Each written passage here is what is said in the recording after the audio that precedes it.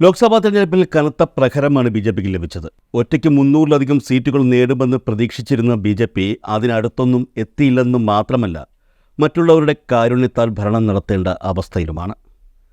ഈ തിരിച്ചടി ബി.ജെ.പി ഒട്ടും പ്രതീക്ഷിച്ചിരുന്നില്ല. ലോക്സഭയിലും രാജ്യസഭയിലും ഇനി തങ്ങളെ ചോദ്യം ചെയ്യാൻ ആരും കാണില്ല എന്ന വിശ്വാസത്തിലാണ് ബി.ജെ.പി ഇത്തവണ തെരഞ്ഞെടുപ്പിനെ നേരിട്ടത്. തെരഞ്ഞെടുപ്പിന് മുൻപ് തങ്ങൾക്കും സഖ്യകക്ഷികൾക്കും കൂടി 400 സീറ്റുകൾ ലഭിക്കുമെന്ന് തുറന്നു പറയാനും അവർ മടിച്ചില്ല. അത്രത്തോളം ആത്മവിശ്വാസം അവർക്കുണ്ടായിരുന്നു. പ്രതിപക്ഷ കക്ഷികൾക്ക് യാതൊരുവിധ പരിഗണനയും നൽകാതെയാണ് കഴിഞ്ഞ 10 വർഷം ബി.ജെ.പി സർക്കാർ മുന്നോട്ട് പോയത്. പ്രതിപക്ഷ നേതൃപദവി ആർക്കും നൽകാൻ ബി.ജെ.പി തയ്യാറായില്ല എന്നുള്ളത് അതിനുദാഹരണമാണ്. ഇനിയൊരിക്കലും കോൺഗ്രസ് ഉൾപ്പെടെയുള്ള പ്രതിപക്ഷ പാർട്ടികൾക്ക് ഇന്ത്യയിൽ ഒരു തിരിച്ചുവരവ് ഉണ്ടാകില്ലെന്ന് തന്നെ ബി.ജെ.പി വിശ്വസിച്ചു. ആ വിശ്വാസം തന്നെയാണ് ഈ ലോക്സഭാ തെരഞ്ഞെടുപ്പിൽ അവരെ നയിച്ചത്.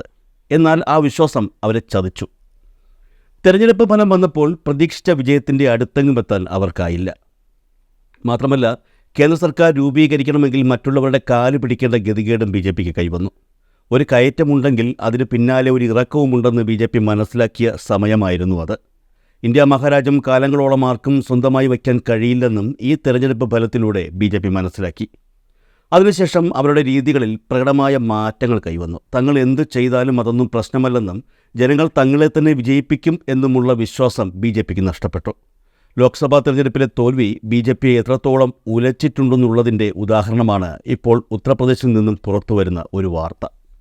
എങ്ങനെയും വിജയിക്കുക എന്നുള്ള രീതിയിലേക്ക് ബി.ജെ.പി മാറിക്കഴിഞ്ഞു എന്ന് ഈ വാർത്ത കേൾക്കുമ്പോൾ നമുക്ക് മനസ്സിലാകും. മാത്രമല്ല, ബി.ജെ.പി ഇത്രത്തോളം അതപ്പതിച്ചോ എന്നുള്ളതും അവിടെ ഒരു ചോദ്യചിഹ്നമായി ഉയരും.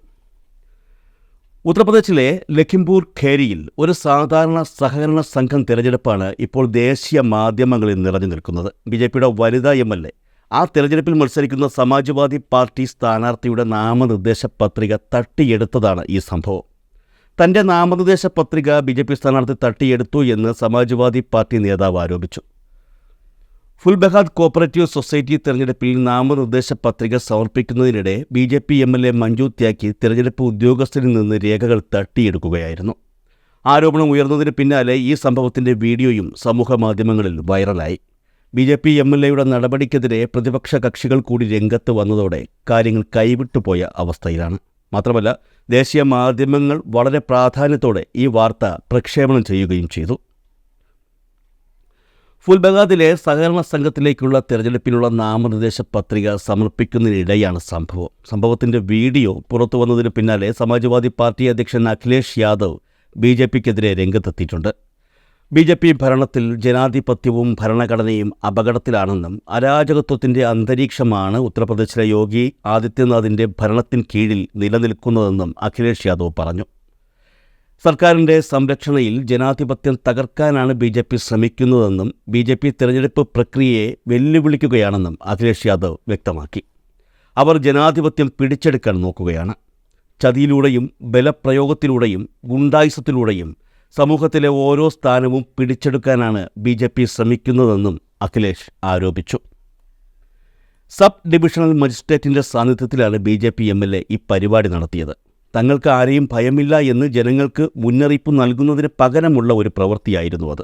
ഒരു സബ് ഡിവിഷണൽ മജിസ്ട്രേറ്റിൻ്റെ അധികാരത്തിനൊക്കെ വെറും പുല്ലുവിലയാണ് ബി.ജെ.പിയുടെ വനിതാ എം.എൽ.എ നൽകിയത് എന്നുള്ളതാണ് യാഥാർത്ഥ്യം.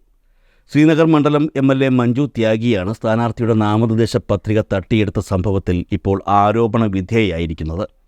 സമാജ്വാദി പാർട്ടി മുൻ ജില്ലാ പ്രസിഡന്റ് അനുരാഗ് പട്ടേൽ, നിലവിലെ ജില്ലാ പ്രസിഡന്റ് രാംപാൽ യാദവ്, സമാജ്വാദി പാർട്ടി മുൻ എം.എൽ.എ രാം ശരൺ എന്നിവർ വനിതാ എം.എൽ.എയുടെ നടപടിക്കെതിരെ വിമർശനങ്ങളുമായി രംഗത്തെത്തിയിരുന്നു.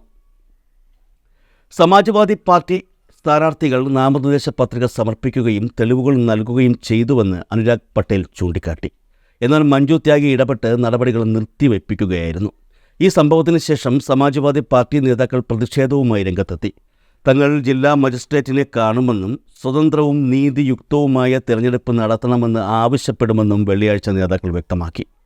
ബി.ജെ.പി എം.എൽ.എയുടെ ഈ നടപടിയെ വിമർശിച്ച അനുരാഗ് പട്ടേൽ ജനാധിപത്യ പ്രക്രിയയെ ദുർബലപ്പെടുത്താനുള്ള ബി.ജെ.പി നേതാക്കളുടെ ശ്രമമാണിതെന്നും ആരോപിച്ചു. എന്നാൽ ഈ സംഭവത്തിൽ റിട്ടേണിംഗ് ഓഫീസർ മാധ്യമങ്ങളോട് പ്രതികരിക്കാൻ വിസമ്മതിച്ചു. 16 നാമനിർദ്ദേശ പത്രികകൾ വാങ്ങിയെങ്കിലും വ്യാഴാഴ്ച പത്രിക ആരും സമർപ്പിച്ചിട്ടില്ലെന്ന് റിട്ടേണിംഗ് ഓഫീസർ വ്യക്തമാക്കി. അതേസമയം MLA മഞ്ജു തേയ്ക്കെതിരായ ആരോപണങ്ങളെക്കുറിച്ച് പ്രതികരിക്കാൻ അദ്ദേഹം വിസമ്മതിക്കുകയും ചെയ്തു. ആരോപണങ്ങൾ ഉണ്ടാകുമ്പോൾ പ്രത്യാരോപണങ്ങൾ നടത്തുന്നത് സ്വാഭാവികമാണ്. അതുകൊണ്ട് തന്നെ ഈ സംഭവത്തിൽ പ്രതികരണവുമായി BJP രംഗത്തെത്തിയിട്ടുണ്ട്. സമാജ്വാദി പാർട്ടിയുടെ ആരോപണങ്ങൾക്ക് മറുപടിയായി BJP ജില്ലാ പ്രസിഡന്റ് സുനിൽ സിംഗാണ് രംഗത്തെത്തിയത്. നാമനിർദ്ദേശ പത്രിക നൽകുന്നതിനിടെ സമാജ്വാദി പാർട്ടി നേതാക്കൾ പ്രശ്നങ്ങൾ സൃഷ്ടിച്ചു എന്നാണ് അദ്ദേഹം പറയുന്നത്. നാമനിർദ്ദേശ പത്രിക സമർപ്പിക്കുന്നതിനിടെ പ്രശ്നങ്ങൾ ഉണ്ടാവുകയും തുടർന്ന് BJP പ്രവർത്തകർ വിളിച്ച് MLA മഞ്ജു ത്യാഗി സ്ഥലത്തെത്തുകയുമായിരുന്നു എന്നാണ് പുള്ളിക്കാരൻ്റെ വാദം. MLA മഞ്ജു ത്യാഗി സമാജ്വാദി പാർട്ടി സ്ഥാനാർത്ഥിയുടെ നാമനിർദ്ദേശ പത്രിക തട്ടിയെടുത്തെന്ന ആരോപണവും സുനിൽ സിംഗ് നിഷേധിച്ചു. ലഖിംപൂർ ഖേരി ജില്ലയിലെ ശ്രീനഗർ നിയമസഭാ മണ്ഡലത്തിൽ നിന്നുള്ള BJP MLAയാണ് മഞ്ജു ത്യാഗി. എന്തായാലും വനിതാ MLAയുടെ ഈ നടപടി വളരെ നല്ല പേര് BJPക്ക് നേടിക്കൊടുത്തിട്ടുണ്ട്. ഒരു ചെറിയ സഹകരണ ബാങ്കിൽ നടന്ന തെരഞ്ഞെടുപ്പ് ദേശീയ പ്രാധാന്യമുള്ള ഒരു സംഭവമാക്കി മാറ്റിയ ഈ വനിതാ MLAയെ എത്ര അഭിനന്ദിച്ചാലും മതിയാകില്ല. ഉത്തർപ്രദേശിലെ തെരഞ്ഞെടുപ്പുകളിൽ എന്താണ് സംഭവിക്കുന്നത് എന്ന് ഈ ചെറിയ തെരഞ്ഞെടുപ്പിലൂടെ BJP രാജ്യത്തിന് കാണിച്ചു കൊടുക്കുകയാണ് ചെയ്തിരിക്കുന്നത് എന്ന് സമാജ്വാദി പാർട്ടി അധ്യക്ഷൻ അഖിലേഷ് യാദവ് ചൂണ്ടിക്കാട്ടി. BJP അധികാരത്തിൽ വന്നതു മുതൽ നിയമസഭാ തെരഞ്ഞെടുപ്പുകൾ, ലോക്സഭാ തെരഞ്ഞെടുപ്പുകൾ, ജില്ലാ പഞ്ചായത്ത്, ബ്ലോക്ക്, പഞ്ചായത്ത് തെരഞ്ഞെടുപ്പുകൾ തുടങ്ങി എല്ലാ തെരഞ്ഞെടുപ്പുകളിലും അധികാര ദുർവിനിയോഗം നടക്കുന്നതായും അഖിലേഷ് ആരോപിച്ചു. അതേസമയം മുഴുവൻ നനഞ്ഞാൽ പിന്നെ കുളിലില്ല എന്ന അവസ്ഥയിലാണ് BJP. നാമനിർദ്ദേശ പത്രിക തട്ടിയെടുത്തു എന്നത് മാത്രമല്ല ഇപ്പോൾ BJPയുടെ മുന്നിലുള്ള കുറ്റം. നാമനിർദ്ദേശ പത്രികയ്ക്കൊപ്പം സ്ലിപ്പുകളും നിരവധി സർക്കാർ രേഖകളും നോമിനേഷൻ മുറിയിൽ നിന്ന് തട്ടിയെടുത്തതായി അഖിലേഷ് യാദവ് പറഞ്ഞു. സംഭവത്തിൽ പോലീസ് നിശബ്ദ കാഴ്ചക്കാരായി നിന്നു എന്ന ആരോപണവുമുണ്ട്.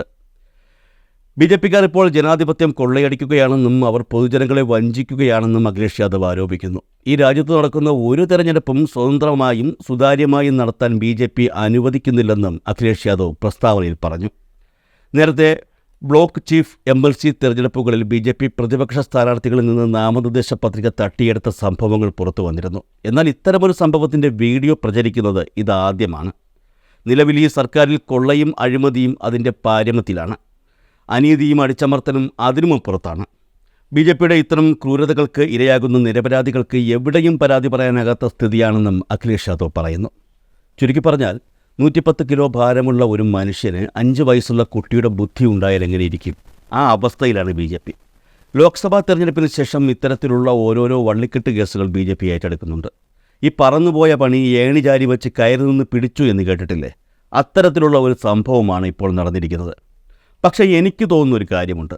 സ്ഥാനാർത്ഥിയുടെ നാമനിർദ്ദേശ പത്രിക പിടിച്ചെടുത്ത വിഷയത്തിൽ BJPക്ക് ഇതുവരെ തെറ്റ് മനസ്സിലായിട്ടുണ്ട് എന്ന് തോന്നുന്നില്ല.